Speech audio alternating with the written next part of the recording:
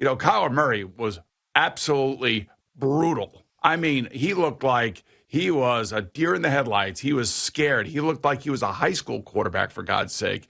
He was 7 of 17 for 28 yards. Those 2 interceptions. The interception in the end zone now. So he does some things that Carson Wentz does, by the way.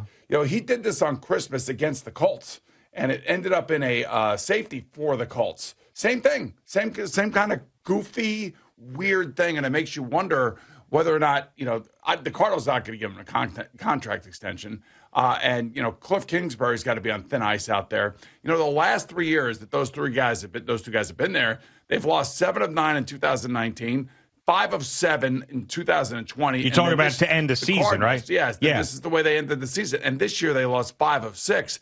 And, they beat the Cowboys. That was their last win out of their last final 6 games.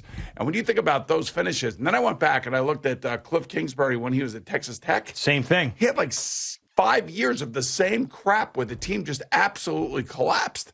So you have enough of a body of work to see that Kliff Kingsbury is not a great coach. But, man, when you take a look at what, Kliff Kingsbury and Kyler Murray have done, I mean, it's brutal. So here's the win-loss. So his first games 1 through 7 as a head coach, Kliff Kingsbury, between Texas Tech and Arizona, 42-20-1, which is spectacular.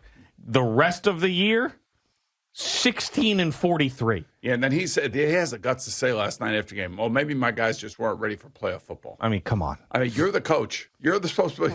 You got the hair going, you got everything else going, you're looking good on the sideline. Mm-hmm. You're the one who's got to get them up to another level. The problem is, it'd be one thing if it's 1 year or 2 years. It's every now year. 3 years, and then when you go back to college, yeah, it's every year he's been a head coach. His team has collapsed.